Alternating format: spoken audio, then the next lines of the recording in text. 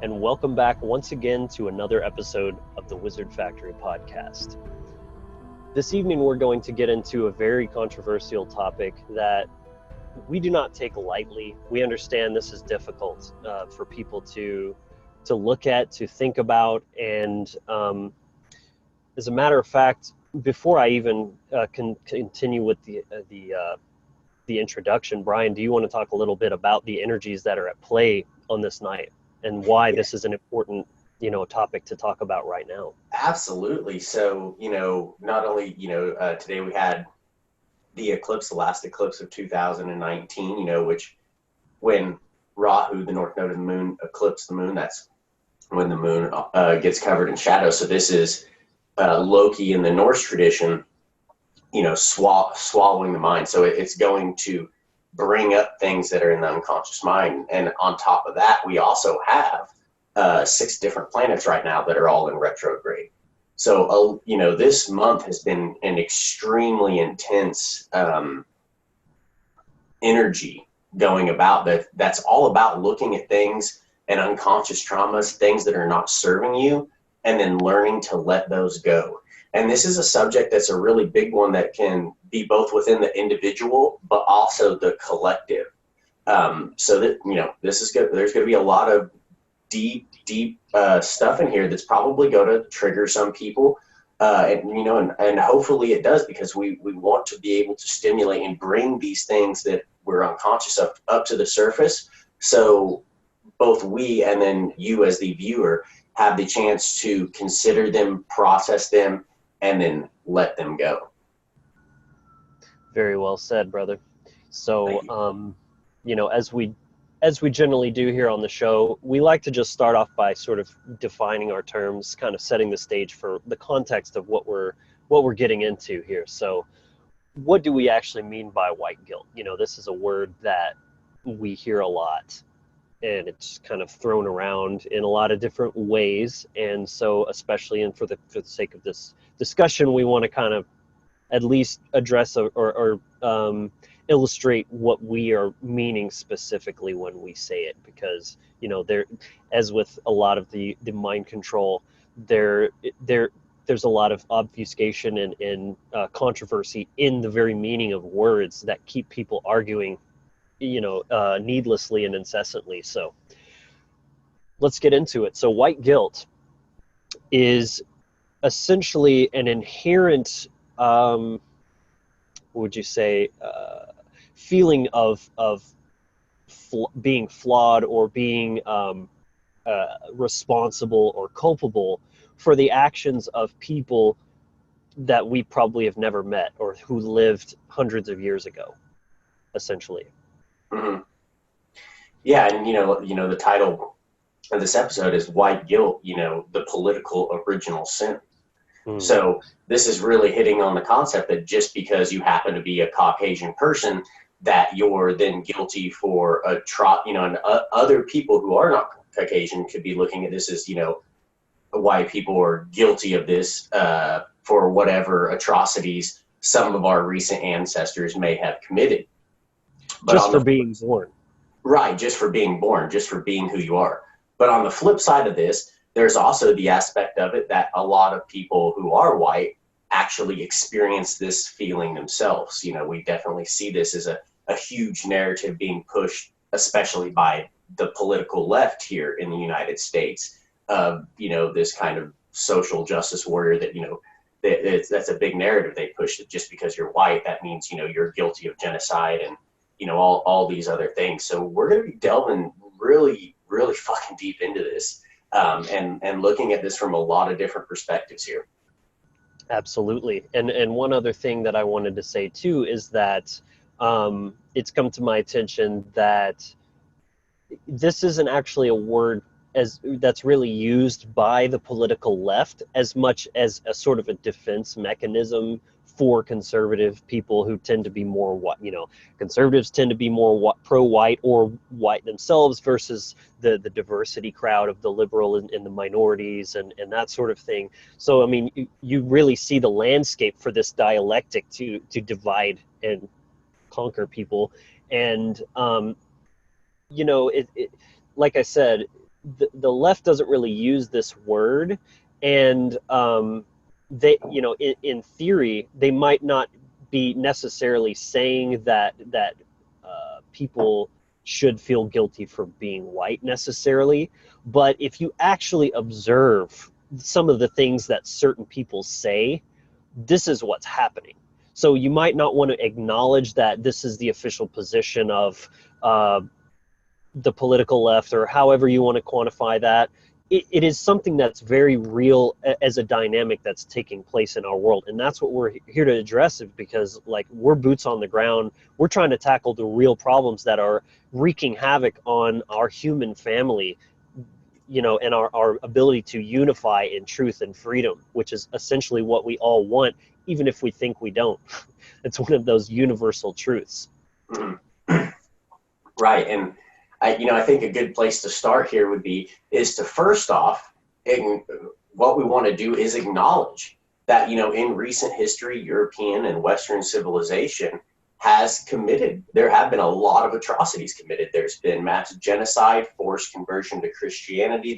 Slavery, chattel slavery was something that took place. There's so many different examples of different traumas of that inflicted by that dominator mindset that has happened in recent centuries. And we absolutely 100% are acknowledging those, but we also want to recognize that though there are things that are in the past that are still having an effect here in the present day, but we want to take it back even further. We want to go back and see why this dominator mindset first came into being, how it's affected, and then how it's played out. So, we're going to cover a vast range of history here. Absolutely. Anything you want to add on that real quick? Yes. Again, this episode is in some ways has been spurred, but not only by a lot of the conversations that Brian and I have had privately, but also from some of the interactions based on, I posted this title of this episode as a post several weeks ago. And that's what caused it struck us as something that would be really good to do an episode about. And one thing that was getting thrown around a lot in that, in the interactions on the threads on that post there, is that by even bringing this up, that we were being accused of lacking empathy. And so before we move forward with any of these points that we want to make here, we want to state for the record very loud and clear that the whole mission of the Wizard Factory and why we started this podcast is because freedom and equality in rights. I want to clarify, equality is in rights and moral code only. All human beings are equal in rights. That doesn't mean we're equal in abilities or gifts or any. That's the beauty of our diversity. But we are all the same in our essence, and that we want to see the end of oppression and hatred and all those things for everyone, for whites, for blacks, for every single human being on the planet deserves their sovereignty to be respected for our Absolutely. Own individual and collective growth as, again, I love the word human family. I feel that in here. That's not an intellectual attachment to that word. Human family makes me feel love inside my heart, and that's where the magic happens right there. So that's what I wanted to say in regards to, we are not doing this to play the victim card or, like I like to say, trying to win the gold in the Victim Olympics. It's about standing up for every single person and eliminating all forms of injustices.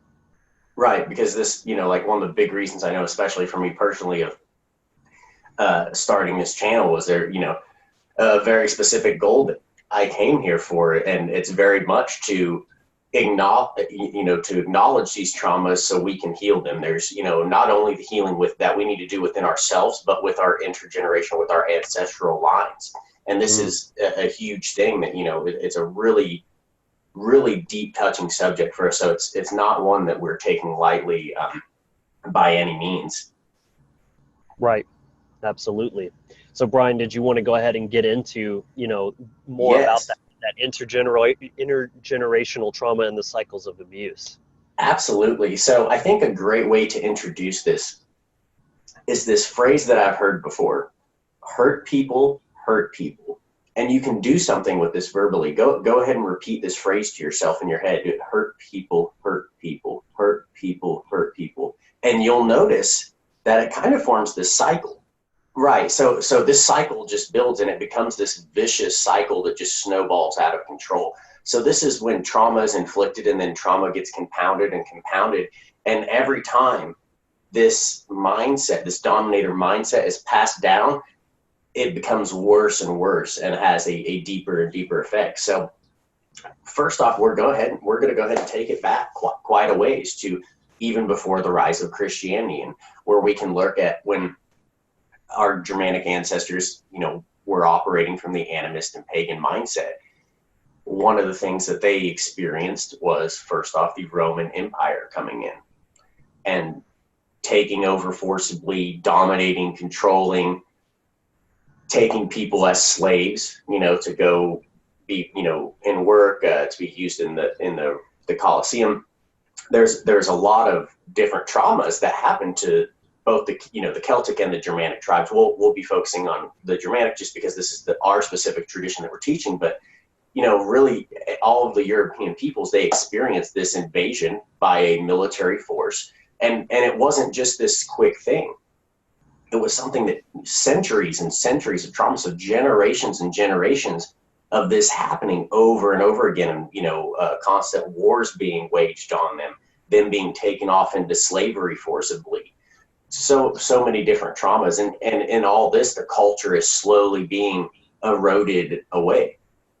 And then moving forward a little bit after the main kind of Roman, losing my word here, when Rome really developed into the Roman Catholic Church, and then we see Christianity come in. So then there's a whole nother wave of invasions that happen, where now there's also this forced conversion to religion. We have, like one of the large events that actually spiked and kicked off the Viking Age, which, to clarify on it with people if they're not familiar, the Viking Age was towards the end of this animist and pagan mindset, and it was a result from this trauma being inflicted. And at the bloody field of Verdun, that's where Charlemagne put 4,500 pagans to the sword, beheaded them because they refused to convert and they were trying to rebel against his Christian rule. So massive amounts of trauma were inflicted.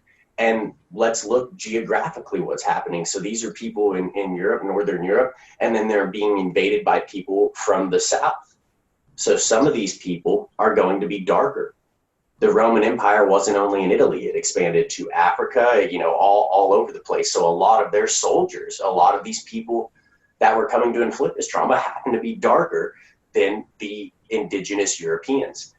So this is something that got through epigenetics, when we can start to look at that. And if you're not familiar with epigenetics, please go check out the work of Dr. Bruce Lipton to get yourself familiar with it. It's absolutely essential for being able to understand what we're talking about. But when we can see that trauma is not only carried on and put into the individual, but it's carried on through generations. So if you're having people that are constantly being attacked, being traumatized, they're going to be getting stuck into a state of stress, into a fight or flight mode. They're going to be getting locked down into that lower brain function, and they're going to get locked into the left brain of trying to discern what is a threat, what's not a threat all the time. And what's that do? Over time, it slowly disconnects you from that right brain, that ability to really tap into that animist and pagan mindset. So, there's a huge amount to look at here. And I definitely, don't just take our word for it. Go research into these things. But recognize that when the indigenous European people were traumatized like this over and over again, for a long time, even just from the point that, Catholicism and Christianity started coming in and being an influence, it took well over 1,000 years for it to fully take hold. And then you have 400 years of Roman occupation before that. A lot, over 1,000 years worth of trauma being done. So that goes into the collective unconscious mind of the European people.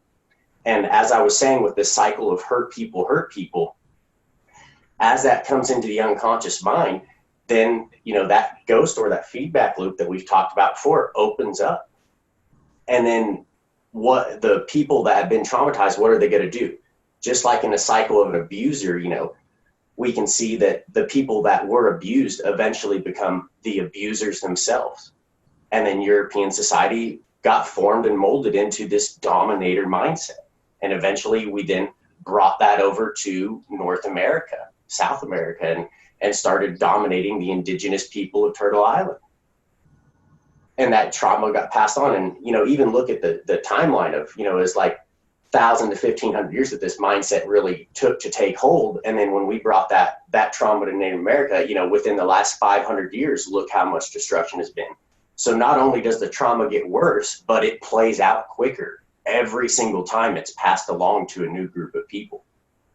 So I think that's a good little introduction. No, absolutely, man. I take all the time. We want to take our time and really look at this very carefully, delicately. Again, we're not out to just make people feel bad, but when we say we want to trigger things, it's coming from a place of love, because that's the spiritual process of alchemy, where you have to allow those feelings to actually come to the surface so that you can deal with them then and there. That's how you actually do healing work.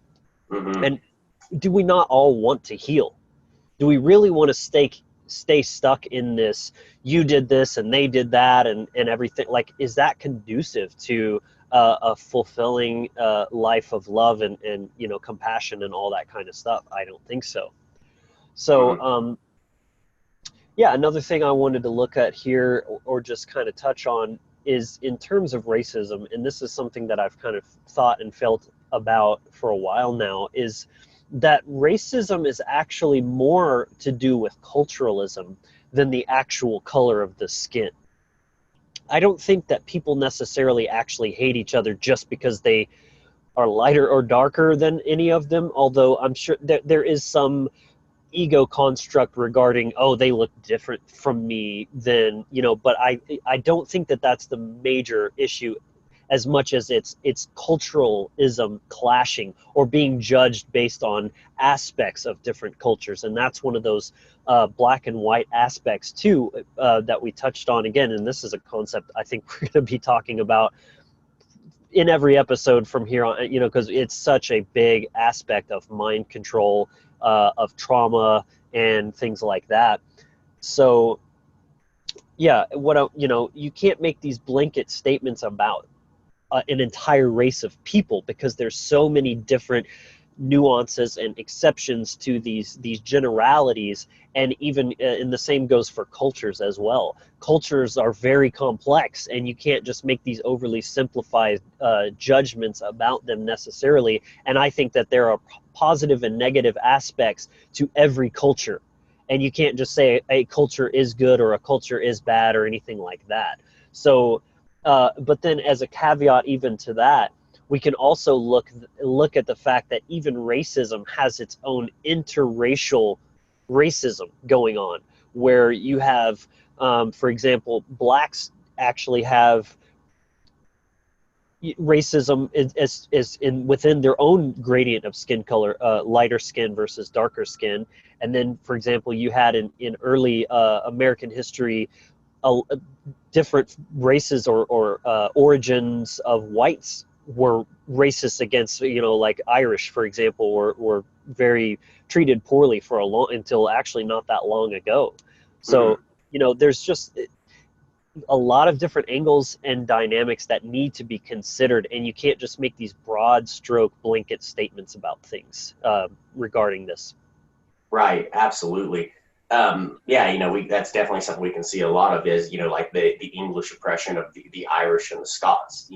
They're very much looked down on as like inferior people. So, and again, this is, it's not to just say that this is like, I think you said it well, that, a lot of it deals with the culture. People have an issue with that certain culture, and specifically with this, where this white guilt's coming from, it's an issue with the dominator mindset. And people just need to recognize that it's not with the actual human being themselves. And right.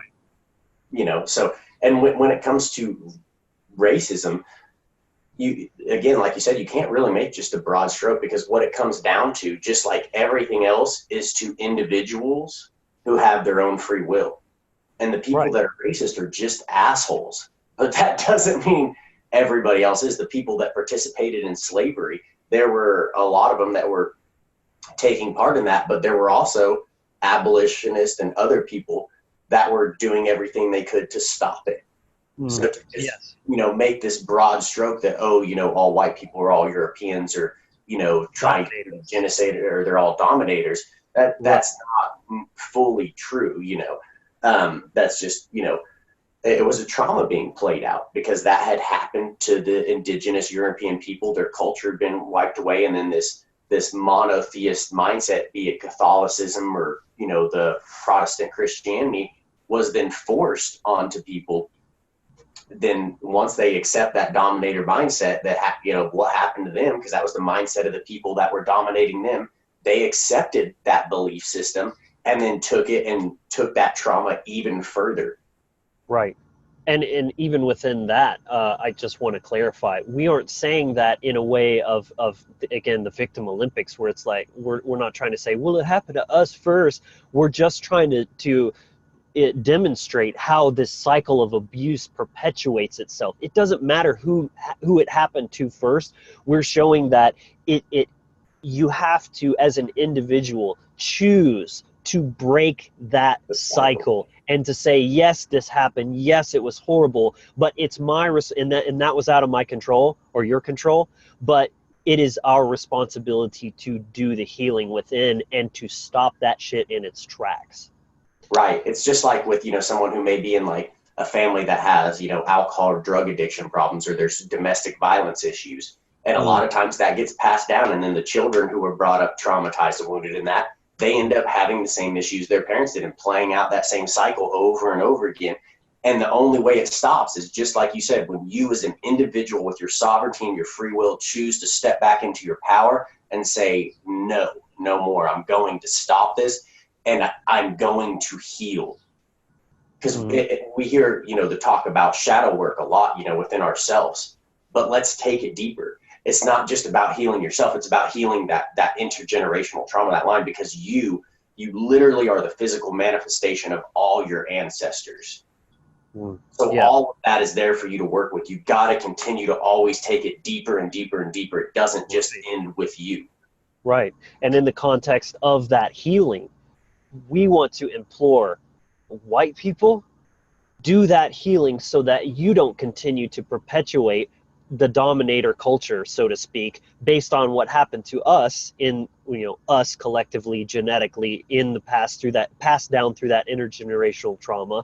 And then we want to implore blacks and any other disenfranchised, people that are not white, to also do that healing and say, yes, these things happen. Yes, it was wrong, but it's my choice to heal and to prevent that from perpetuating, where this, and again, this whole white guilt thing is the reason we're wording it as such and making that sort of the focal point, is that it's like it was done to the whites by other whites and by other, other non-whites as well in history. And then whites then turned and did that back to blacks in American history through slavery. And now blacks are now putting that back on whites. And there is a lot of, and this is not a blanket statement, that's what I want to be clear on, is I'm acknowledging that in reality, there are a lot of non-whites that are racist against whites simply because of historical, trauma that myself, Brian, people alive today had no part in themselves. That's really what we're trying to get here. And as a side note too, I just want to point out that if anything, religion is more to blame for this cycle that began in Europe and then, traveled over here and was perpetuated here and is still continuing to this day, is more to blame by Christianity than it is whiteness or even the culture, white culture, or anything like that.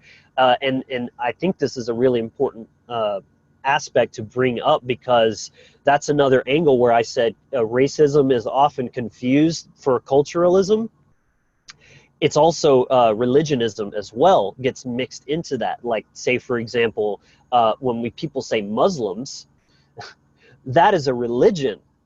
But yet when you talk negatively about Muslims, people say, oh, you're racist. You see how these two things get conflated all the time as well. This is the fuckery. This is the mind control. You don't let them play you like that. It is, you can't get all this shit mixed up. And Judaism is a really great example, because the word Jew could actually refer to the ethnicity of a person, or that they're Jewish by faith as well. So you can see this is done very purposefully to keep people confused and mixing all this stuff up in their head and hating the wrong things for the wrong reason.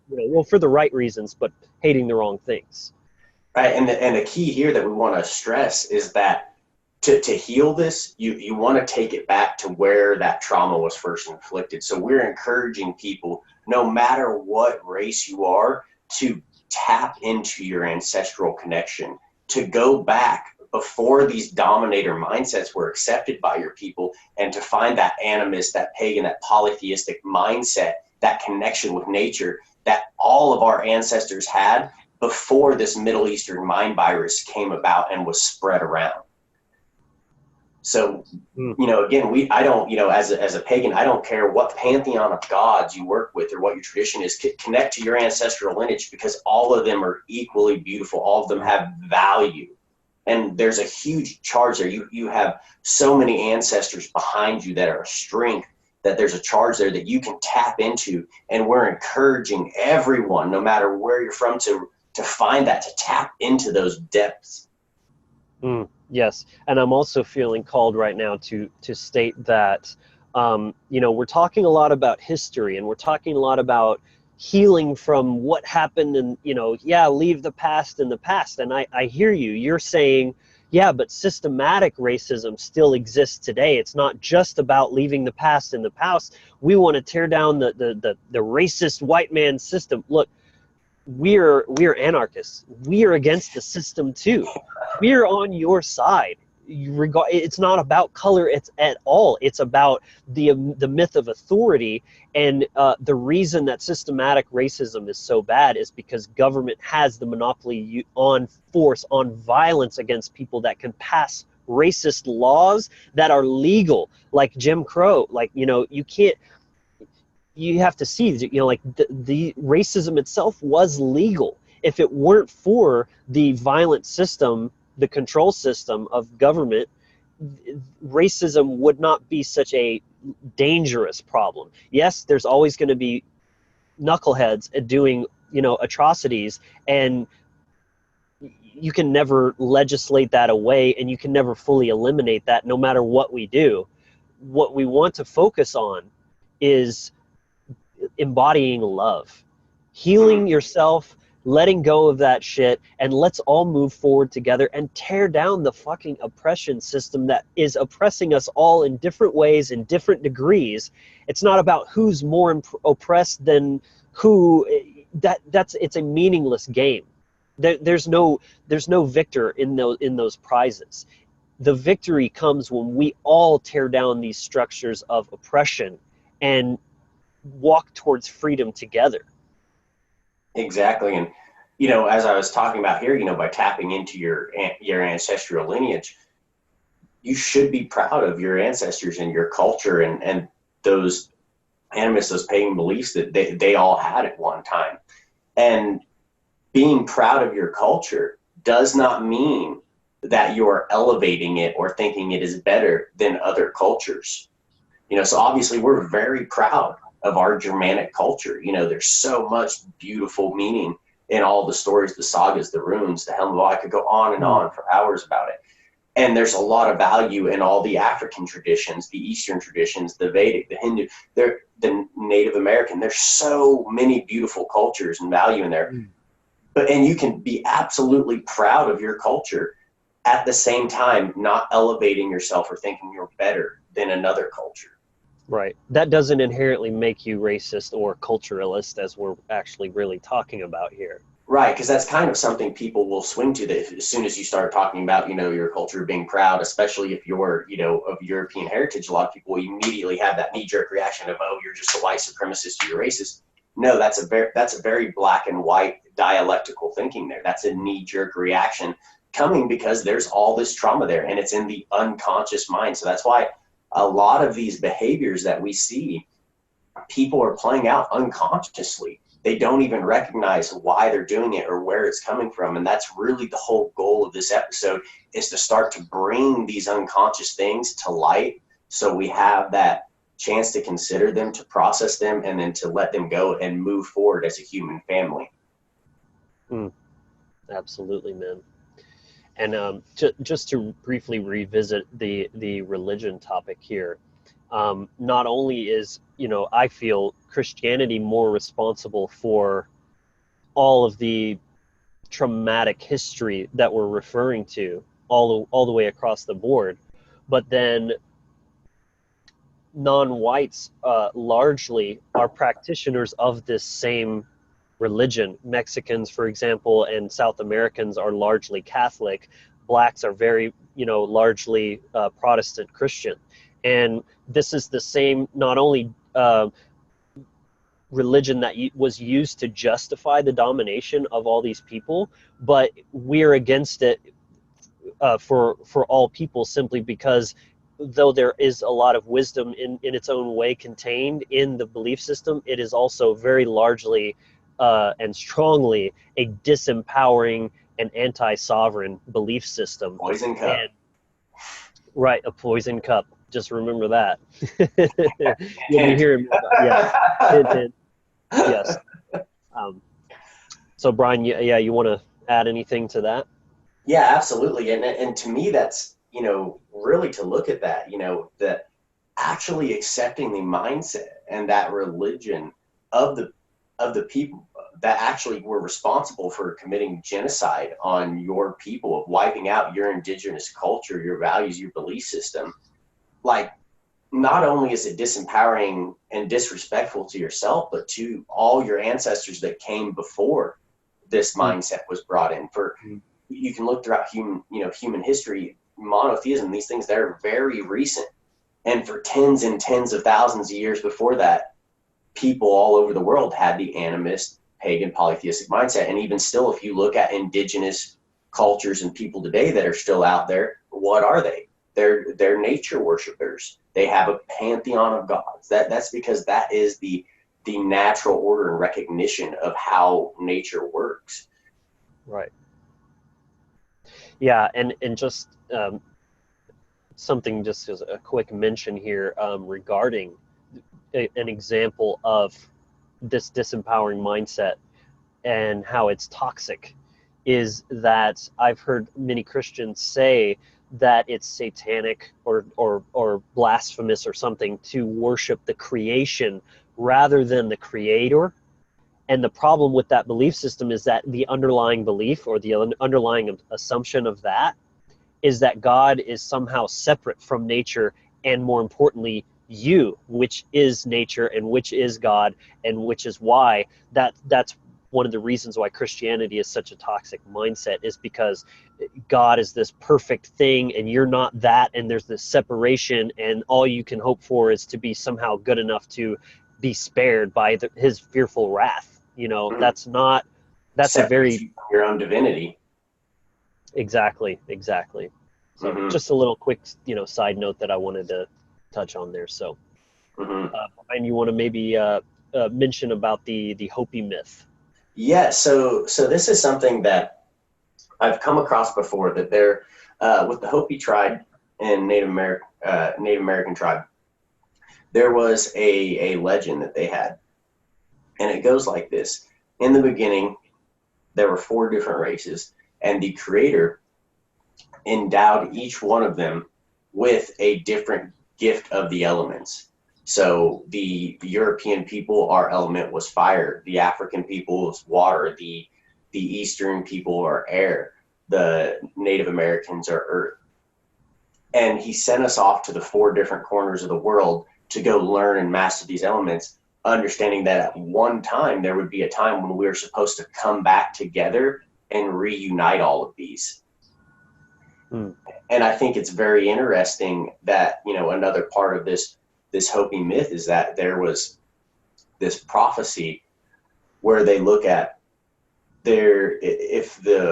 at one point they knew that the European people were going to return, the white people were going to return, and that if they came bearing a cross that was the shamanic cross, which is a cross that it's totally even. It's not like the Christian cross it's elevated a little bit. That if they came bearing that cross that where all of it was even, then they would have been mastered what they needed to learn and been in touch with themselves and with spirit itself. But if they came bearing the other cross, then they were going to destroy everything with that fire. And that's what played out. And this is, you know, something I think that is very useful here to actually look at, you know, how different races actually do kind of have a different gifts and energetic vibe and things like that. European people were very, very fiery people. And if you look at the technologies and things that were actually used to conquer, very much of them were based in fire, using fire. And it makes sense that that's the element, you know, being from the Great White North, that our people were supposed to master, because, you know, when you're in an ice age, guess what you're going to fucking need is fire. So both in the physical manifestation, but also in spirit. And we can see this through the law of correspondence. We can look at African people. African people are very watery, you know, very, very, have a lot of flow. They have that ability to tap into music and dance and all this, you know, if you deal with like people from the Taoist or the Chinese tradition and some of those teachers, they'll be kind of very airy in the sense of how they collect. Right. They can kind of be very lofty and kind of, you know, it's a different element. And, you know, the indigenous people, Turtle Island, Native Americans, they very grounded in their sense. You know, there's that earth element. And what's interesting is that all of these elements, if you look at a pentagram, ether, spirit is what connects all of them.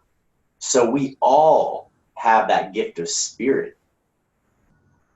But we each also have our different elements that we're supposed to master. So when the time comes, which is now, to come back together, to have mastered the elements within ourselves and that we were supposed to bring those together into unity so we can then move forward and evolve as a species. So I think that's a really interesting and beautiful myth to look at. And I in my own practice, have found it very, very helpful. Yeah. And what made me think of this here in context to the episode is how, you know, and I've heard it said how, you know, race is just a myth, you know, we're all the same, it's just pigmentation, that's it, like there's literally no difference. And I mean, that's not good for anybody. That, like I was talking about before, as far as we're the same in terms of rights, and that's where that spirit comes in our essence, we are all the same. But the physical manifestation is, as Brian likes to say, everything is the same in a different way. So that's the beauty of this realm where things all come out of this unified fabric of the universe, time and space, to take all these different forms of the same source, right? And it's just beautiful, really, to look at how we all embody, as again the human family, embody all the elements which are all inherent part of nature. You can't get rid of fire or water. Like, these are things that are so fundamental, especially to our, you know, human existence. Fire is warmth, water is nourishment or cleansing, you know, earth for growing the plants, air for breathing. Like, these are essential to the human experience here. And to say that we should all be the same is literally a homogenization, which is that left brain, sterile, overly masculine, like we mentioned in our Shire to Mordor permaculture episode, of just like monoculture, like everything's the same. You know, we can be a human ecosystem where we all are different, but we work together cooperatively in this beautiful coalescence of sharing our gifts and everything like that. So and delving more into, this fire element of the European people, we can see, fire can be an extremely useful tool. It could save your life, but it could also have the power to destroy. You could have a controlled campfire and keep yourself warm, but you could also burn down an entire forest. right. So our responsibility as people of European descent is to learn how to wield that fire properly, so it doesn't just go over the whole earth and destroy and take over like we have been doing. And the reason that was played out that way is because this disconnect, this trauma happened, that we became disconnected from that strength, that guidance of our ancestors. So then that fire element that we had, that was our greatest strength, became a weakness. As I like to say, our strength can be our weaknesses and our weaknesses can be our strengths. We have to become aware of that tool and the power that it has, and then take our responsibility to utilize it properly. Absolutely. Yeah, you can see how any of these elements really have, a two-edged sword, for example. Like Exactly. water can be nourishing, but you can also drown in it or be washed away with a thunderstorm or something like that. Right. Yeah, and let's see. The next little thing we want to look at here is this is a phrase we kind of switch it up here a little bit. We hear this phrase a lot of times that, white people don't have culture. And I mean, what a bullshit myth. First, let's look at, what is white people? And obviously, we've been using this in a kind of a generalized term to describe anybody of Caucasian skin color. But if you actually break it down and look, are you talking about Slavic people, Germanic, Celtic, Finnish? What are you talking about? There's a lot of different white people that all had very different cultures. And even within the Germanic tribes, there was a lot of variance. It was a lot more on a clan, a familial, or a tribal level, rather than just this whole, it wasn't, you can't look at the animist or pagan perspective from the way we do now in modern day, where we see, we're all Americans, or, whatever it is. It was a lot more of a smaller group dynamic. It was based off kinship or, close friendships. And there was a great variance, like even within the Norse pantheon, not every single Germanic tribe worshiped the exact same. There were sects that specifically worked with, Odin, or sects that worked with Freya. There was some, mixture. There's so many different variations. So there's so much culture there. And we can look at things like some of the beautiful things that came out of Viking era, things like the sagas and the Eddas, that such beautiful, beautiful stories that are there, that are so very rich. We have the Helm of All, which we've talked about, in depth on the channel. We have all the runes, which, we'll be putting out a series on those here very soon as well. If you're not familiar with those, make sure to keep an eye out for that. But there's so many different things that we could look at that are so rich, that to just make the statement that white people don't have culture, it's really just a flat out lie and a failure to recognize and just look back further.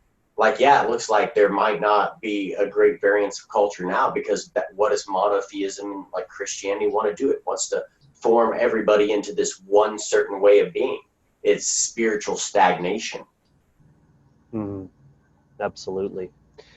So real quick, if you're enjoying this video, if you find this content useful, please help this channel to grow by liking the video, subscribe, share it, whatever you feel called to do.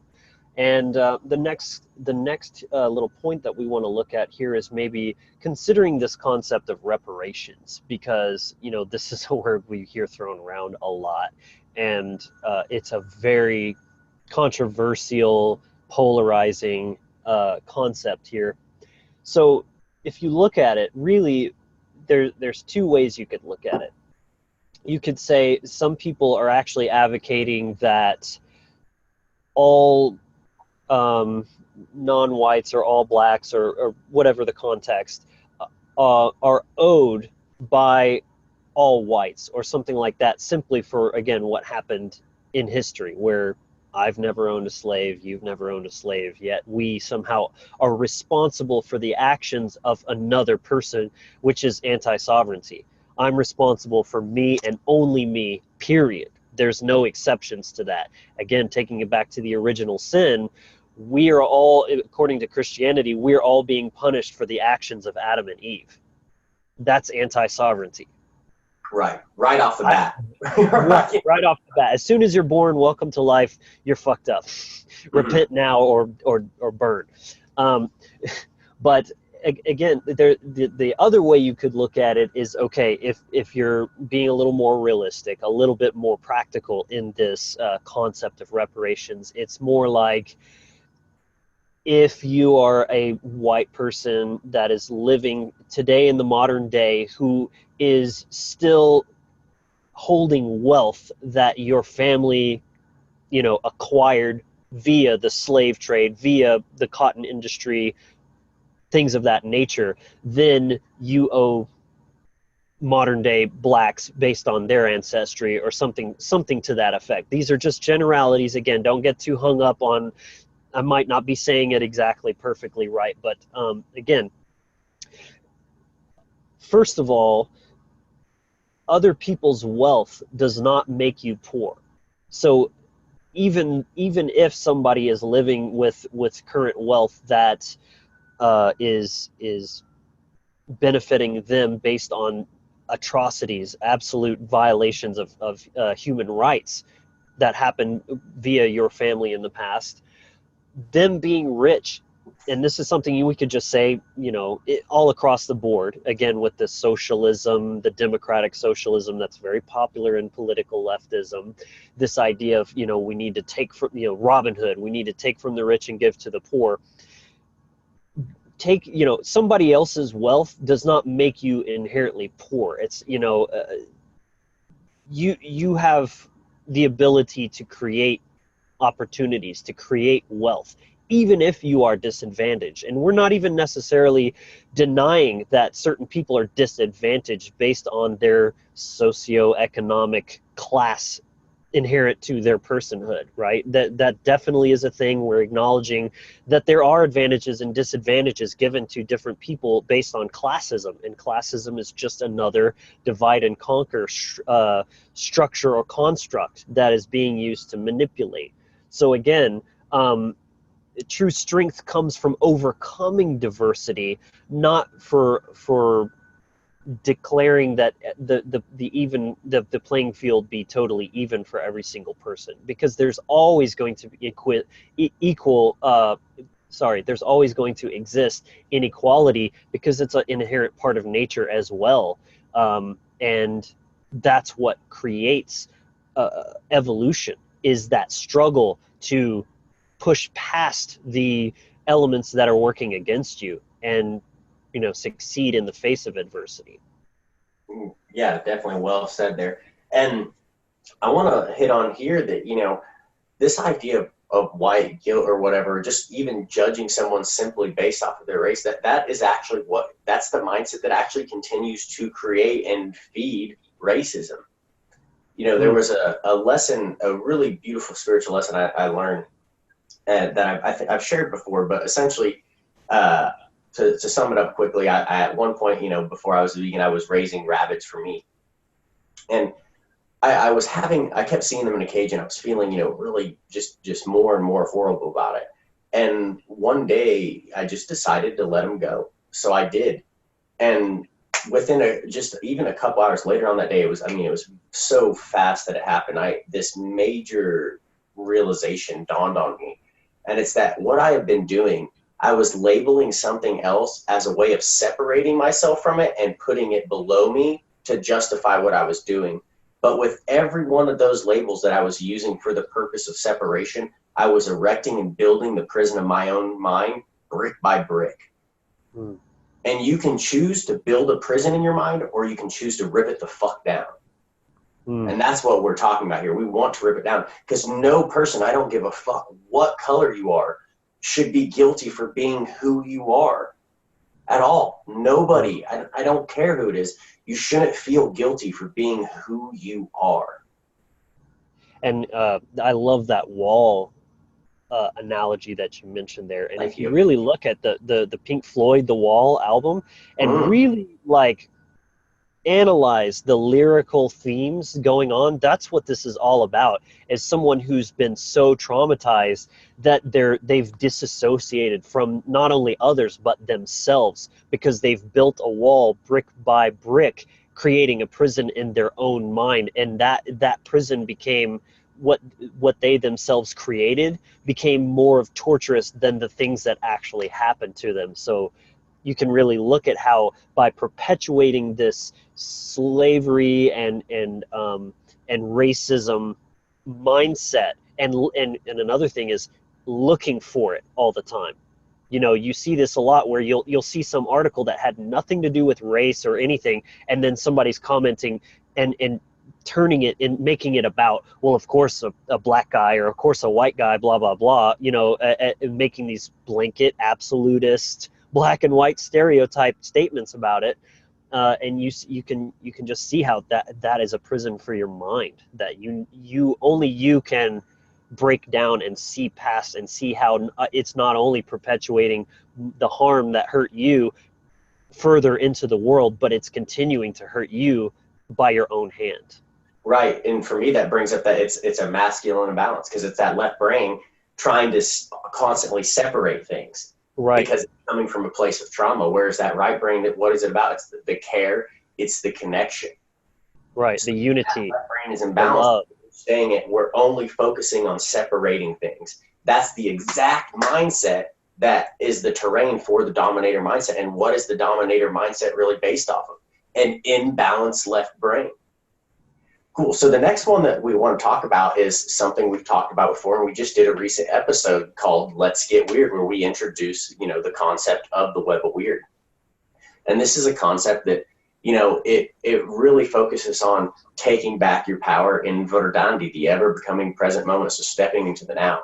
So whenever we're focused on things that happened in the past, we're really robbing ourselves of the present, because we're only focusing on that. Like, if you really want to create a past and a future where racism isn't a thing, you have to step back into the power of the now. You have to start taking actions that end it.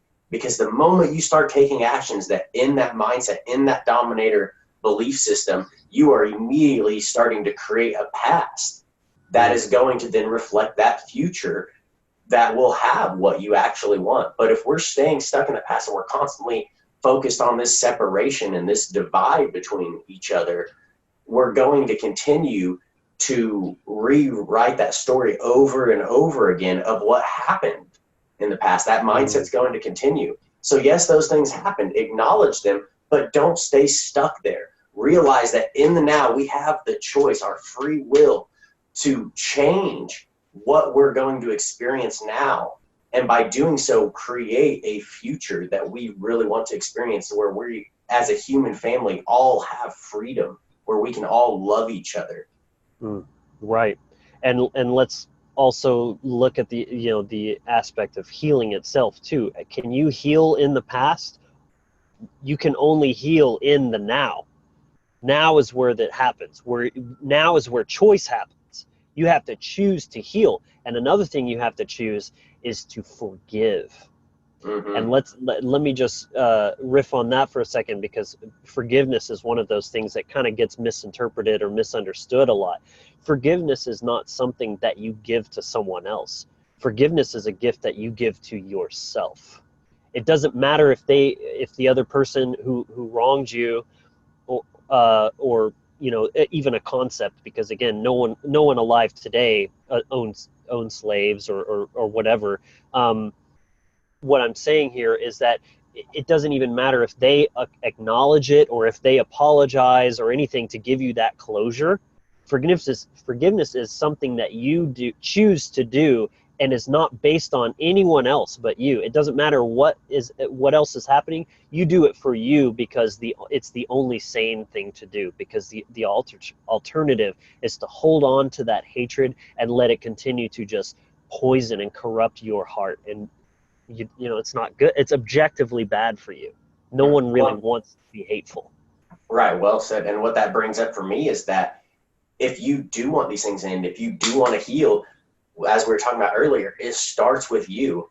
And then by diving into your blood, there's ancestral memories there's ancestral trauma. So if you want to fix and correct that past, you know, it's not to say that you're going to, obviously, you're not going to be changing the past to the sense that it didn't happen. But what you do have the ability to do is go in and, you know, this is from the metaphysical level here, that you can go in and start to unweave those knots in the web of weird. You can start to change the way you're energetically reacting with those things. So start by healing yourself and then go fucking deeper. Look at healing your ancestral trauma. Go and find all the things that were there and feel them as deep as you need to, and then learn to express, let those things go, because emotion's energy in motion. So when we're suppressing them and refusing to look at it, it's only going to continue to go down into the subconscious mind and then the unconscious mind, and it opens up that ghost door and that feedback loop that we've talked about in previous episodes. And that's where all this unconscious trauma starts getting played out. People then become dogmatic and they get stuck in their narcissistic ego. And then all these different actions, you know, we're taking from a place of coming from a wounded unconscious place, rather than coming from a place of awareness, of being healed and wanting to work towards creating more and more awareness. Damn, dude. Very well said. Dropping bombs. Yeah. And I mean,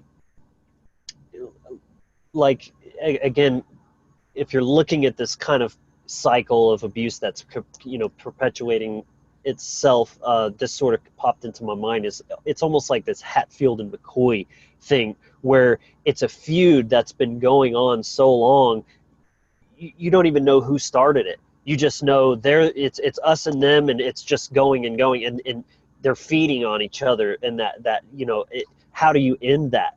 One of them has to just decide, yes, they may have done X, Y, Z, and yes, that was wrong, but guess what? One of us has to stop. It might as well be me. Right? It's called, you know, like taking the initiative and leading by example too. Oftentimes people are afraid to do the right thing simply because no one else is doing it. But as soon as somebody else is leading by example and showing, hey, this is in the realm of possibility, because what does trauma and hate do but shut down that higher mind of imagination, of imagining a different reality, a different possibility that we could choose.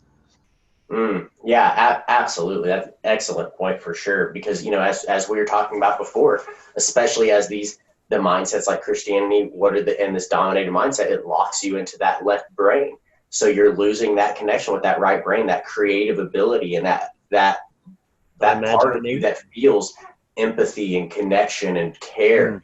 And that is what you need. That's the key to get out of this dominator mindset. Right. Because you can, I mean, just think about what cancer is. It's the body that's or like an autoimmune disease or something. It's the body attacking itself because it's gone separate from nature, and it doesn't even realize that it's actually harming itself in the process. And what is it too? It's cyclical.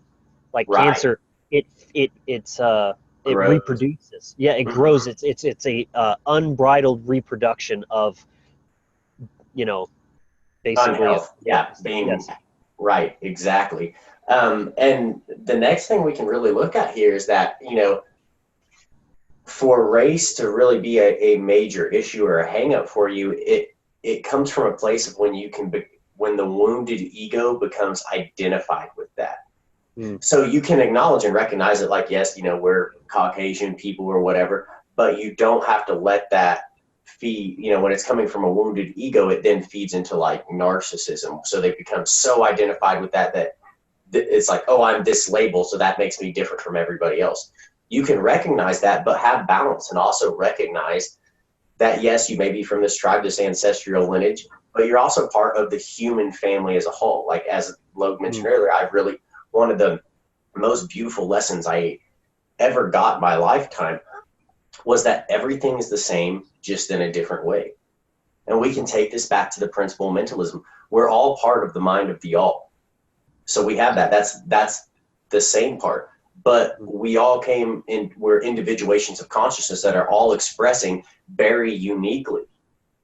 Mm-hmm. So everything's the same in a different way. And I challenge you to test this out.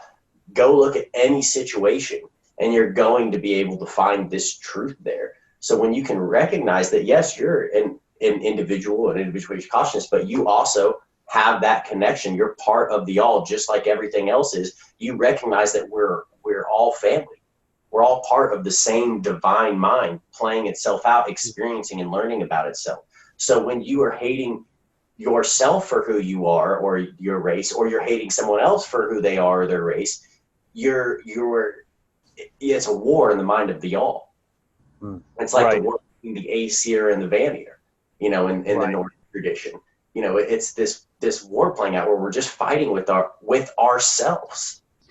So we can choose to fucking stop it anytime we want, when we can step out of that wounded ego, that narcissistic ego, and start stepping into the healthy sense of self, like the Issa rune that we've spoken about, where it's the Issa rune represents an icicle. And what is an icicle? It has form of its own, but yet it's clear. So the light of the sun, and the sun represents the soul in our tradition, can shine through it. So you have that form, but you can tap into that infinite divine, that soul within, and allow that light to shine through you. Right. There's that the spirit that we mentioned before in the pentagram. That's Exactly. that's that soul that's shining through, but that doesn't make you not you. And you are a beautiful, unique snowflake, despite what Tyler Durden says. And like that's a wonderful thing we should embrace.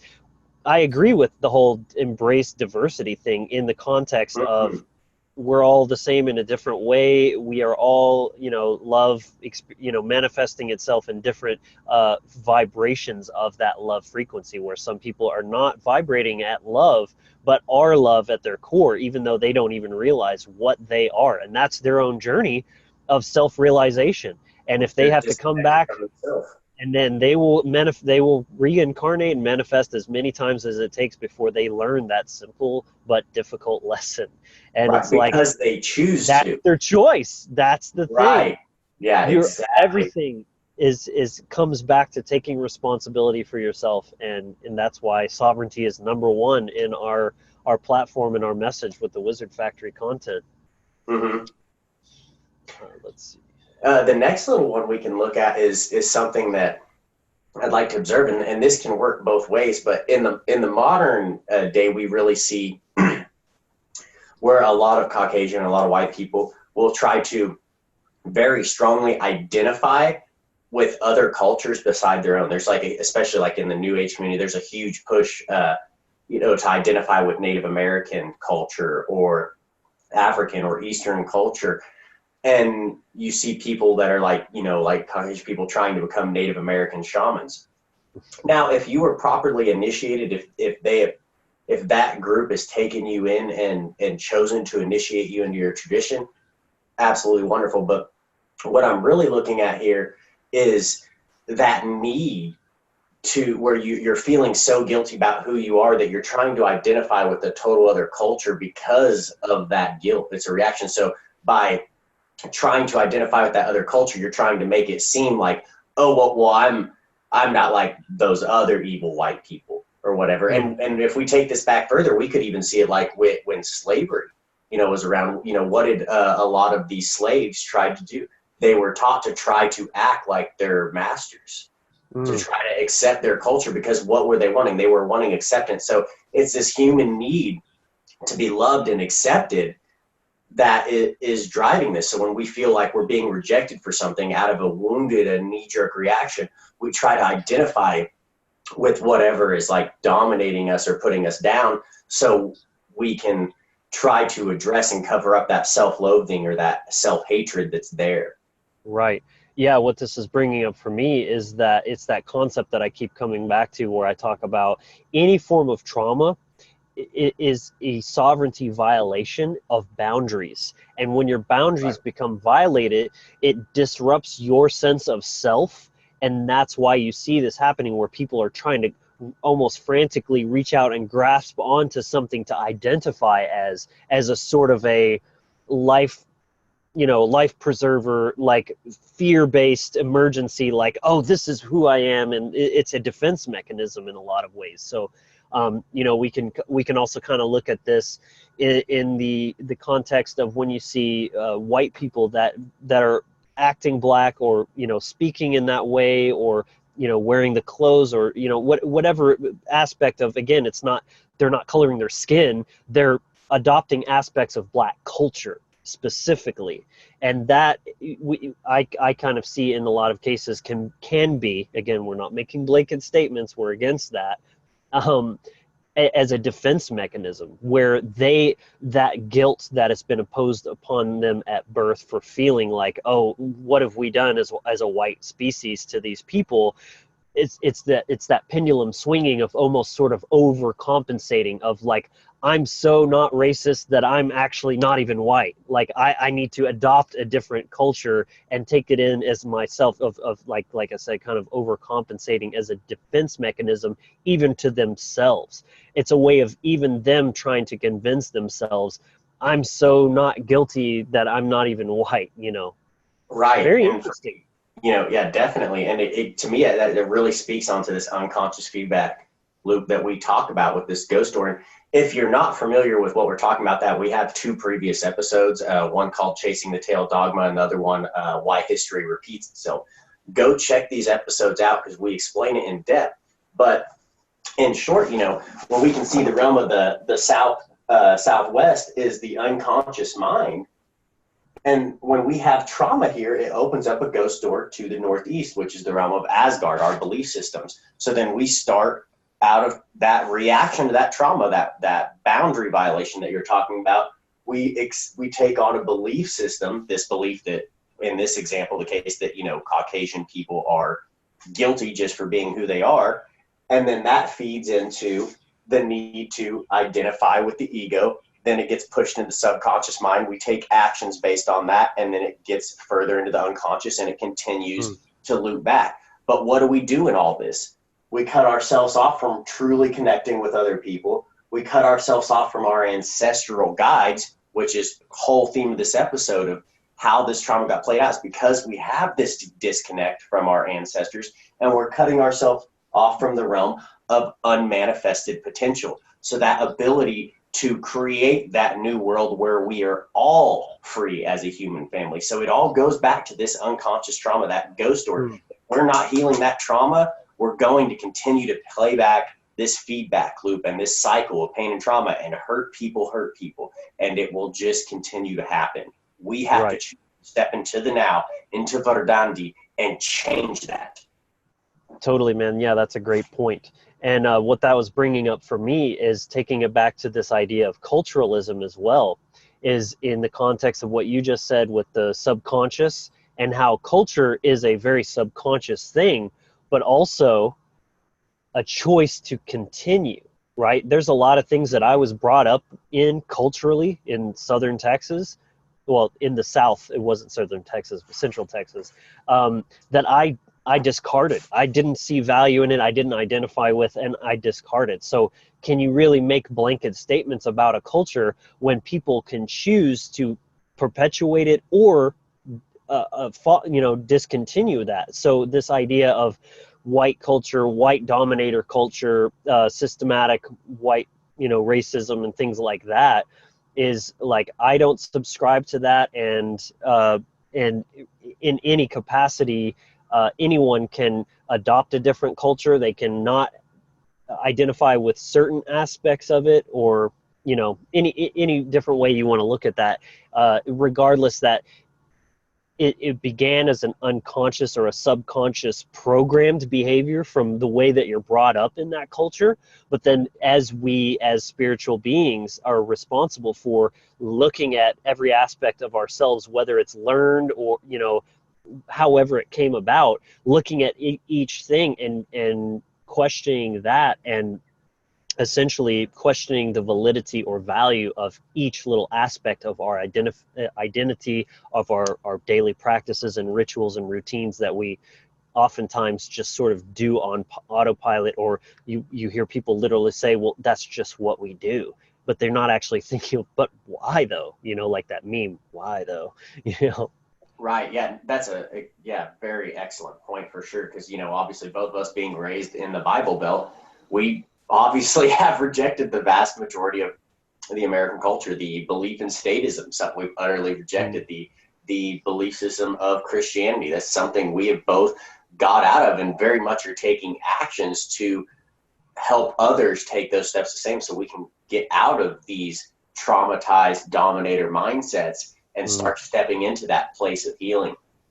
And I think another example that we can look at in recent history is looking at how the trauma of the Germanic people was played on from kind of the late 1800s and then up through World War II. So in the later 1800s, there was a large resurgence of people becoming interested in the occult, theosophy, classical paganism. There was a resurgence of Northern European paganism. All these different kind of esoteric mindsets. People were really kind of stepping back in towards the animist mindset. And then World War I happened.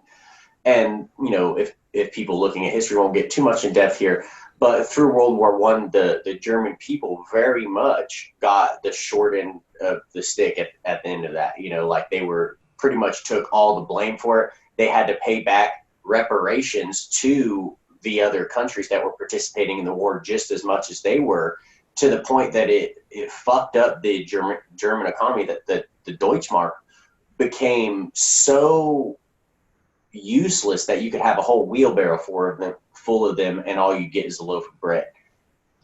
So that created a huge trauma of the Germanic people. So looking at the foundation, there's all this unconscious trauma from having been dominated all these years. And then when there's this resurgence of paganism coming back, then, all these traumas are starting to get brought up, and then social engineers played on that.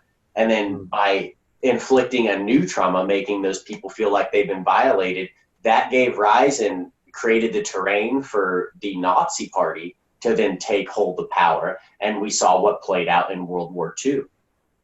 So what happened was this trauma became weaponized, and a really great book that goes in depth on this is the work of Thomas Sheridan. And if you're not familiar with this man's work, please do yourself a favor and go check out what he has to say. He's a very interesting character. I absolutely a huge fan of his work, but his book, Walpurgis Night, specifically talks about this. And we can see a lot of different examples of how the Nazi Party, which very much was brought into being through occult influence of societies like the Thule Society, very much were aware of this and played on this energetic charge. That's why we see, like with the SS, it's made of 2 Sawula runes. Well, and what's a Sawula rune? It's the rune. Point that one out. Yes, right here. Yeah, that one. It pretty much looks like an like S, a lightning bolt. or a lightning bolt. So, but that's the rune that represents the soul, the sun. So what they took that and then twisted it. It's very, occult mockery right there in the face. There was the five-hole, which a lot of people know as the swastika. The swastika is actually the Sanskrit name for it. In the Germanic, it's known as the five-hole. So that was an ancient symbol that was a representation of Thor's hammer, of energy manifesting. It was something that had a beautiful meaning to it, but it was taken and twisted. So now when people see that, what does it do? It creates a recoil reaction to where people don't want to be associated with it. To where I know, as a person of Germanic descent, there was a lot of guilt I felt for what some of people, Europeans had done in recent history, with atrocities that were committed. And that was done for a reason, because when you can create that reaction where people recoil from who they are, they feel guilty about that. What are you doing? You're keeping them disconnected from all that knowledge that is within. Right. And this is a perfect depiction of this dynamic that we mentioned sometimes too, about how evil, because it is again cut off from its own creativity, can only take existing creations and pervert and corrupt them. It can't create anything original on its own. Mm-hmm. Yeah. So if people haven't checked out the book Walpurgis Night, yeah, do yourself a favor and do that, because this is a very, very interesting thing to look at, is how the unconscious trauma of the German people was actually weaponized and used, because we can see this still playing out to this day. So this is a cycle that we need to become aware of and look at and learn from the mistakes of the past, and then be able to go in the now to be able to heal the future. Absolutely. And so, like I was saying, I grew up in Texas, which you said yourself, Bible Belt, and Mm-hmm. I experienced a very good taste of racism on both ends. A lot of my family members still have that very you know essentially racist mindset, and I heard the language and the vernacular being used as I was growing up, and at a certain point of growing up I started thinking, this is kind of messed up, like, and then I stopped. Of course, when you're young, you just mimic what you're, like a sponge. You just mimic what you're taught. But at a certain point, you start becoming kind of more self-aware, and I stopped adopting that, and actually, not that, like we're talking about, choosing to break that cycle of what's being perpetuated through subconscious behavior and programming in that way. At some point I just said, like, that's not me. I'm not down with that. Like, I don't want to continue that. On the other side of things, I'm not saying in unanimously or any blanket statements on this either, but I have in certain cases experienced racism. Some people want to call it reverse racism, because, well, you can't be racist against the racist, the oppressors. But that's just bullshit. Racism is racism. It doesn't matter how you try to justify it. It's judging someone based, or treating them, not just judging. Racism, more realistically, is in practice, through actually treating somebody less because of simply who they are, whether it's a class thing, a cultural thing, just the skin color. It doesn't matter. It's just being an asshole at the core of it. It doesn't really matter why, what rationale we're using on either side of this race game. What we should be condemning is treating people badly, Mm-hmm. regardless of why. And that's kind of, you can look at politics, and it's like all these different reasons and justifications that people dream up of why we can violate their rights because this, and it's usually some sort of justification of, like, actually thinking, well, we're right to do this. We have the right to violate these people for whatever reason have you. So, as a white person growing up in the South, I've been experienced racism from Black people, and that doesn't feel good. And so I can relate to Blacks who don't want to be treated that way too. Nobody wants to be treated badly, especially based on something not of their own personal merit, of something that has actually nothing to do with them, right? And Mm-hmm. so again, racism is a universal problem, but it comes down to individual people who are choosing to be assholes for whatever reason it may be. Right. Yeah, definitely. And that's obviously a huge theme here at the Wizard Factory, that it's always about your personal sovereignty, you taking the responsibility for your choices and actions. And I think it was an excellent point that you brought up there, that how racism it's really about the actions of how it's playing out, which is what things are doing. So if you're taking an action that's out of alignment with cosmic law, you're choosing to violate people or treat them differently simply because of you have some view where you separated yourself from them and you don't have a connection with them. That's definitely, those actions are what are creating that world that we say we don't want to experience. So it's all really, again, it's coming down to our actions and what we're doing, because our actions are really what actually create the manifestation that we're going to see. Right. And I like what you said about sovereignty, because that sort of, like, for me, sovereignty is twofold. You can say it's about taking responsibility for your own actions, but also knowing that you are not responsible for anyone else's actions too. That Mm-hmm. both things are very, very important. And essential to this, and in terms of the idea of sovereignty. It's just it's balancing those two things. Right. And, kind of a last little, big point here that we want to bring up with is, why is this mindset pushed, especially, kind of in the political left? This is something being pushed by social justice warriors and stuff. Why is this being done by social engineers? And we've hinted at it a little bit before here, but the reason is whenever they can disconnect you from yourself because you're self-loathing, you hate yourself, you're not going to look within. You're not going to want to know thyself. And that's where it all begins. All the power, all the knowledge that you could ever want to discover is in here. And there's so much, if they can keep you disconnected from your ancestors that are there to guide you, then you feel alone. You feel separated, and then you're easy to control. But if you can start tapping into your blood codes, because that's the thing they're wanting to keep us away from, is being able to tap into that knowledge and that wisdom, all this there, that it's contained within our blood. So if they can keep you separated from tapping into your blood codes, they can control you. They don't want you to have your culture, whether you're a white person, whether you're African American, a Native American, it doesn't matter to them. They want you disconnected from your ancestors, from that animist, that empowered mindset. So you're easier to sway and control, because if you're staying in a place like that where you're accepting self-loathing, self-hatred, you're obviously in a place of trauma. And what is all mind control based off of? Trauma. So they have to keep that trauma perpetuated in order to continue to control people. So the most powerful fucking thing you could do is start to know thyself.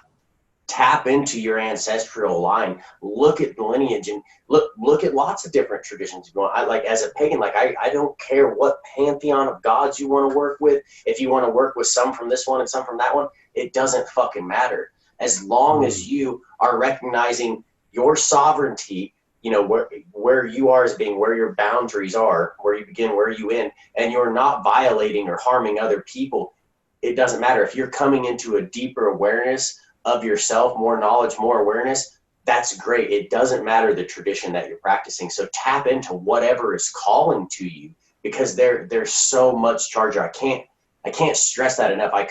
There's no words to actually fully express the power of what is there when you can choose to go into it and access it. The whole universe is there for you to delve into. Right. You're so much more than you know. Absolutely. And only you can discover that. And that is the thing that they want to keep you from doing more than anything else. So you can look at this. Racism exists on the grassroots level, on the ground level. Sure, absolutely it does. I grew up around that, very, very realistically in existence. It's there. But at the same time, you also have to look at the way that is being poked and prodded constantly by the media. It's so obvious when you really see it, how much they want to fuel that fire of hatred and perpetuate that intergenerational trauma that you see from especially the news and even alternate media sometimes, and the stories that go around Facebook and the videos that go viral and things like that are really often made about race, when racism is a real issue. But there are bigger issues that if racism is more of a symptom than an actual disease in and of itself. And if we eliminate things like the system itself, you don't have systematic racism when you don't have a system. So every time we see that, yes, the police, many police are racist, and they racially profile. They are trained to racially profile. Again, we're not denying this, but I see plenty of stories of police brutality and literal police murder of unarmed citizens.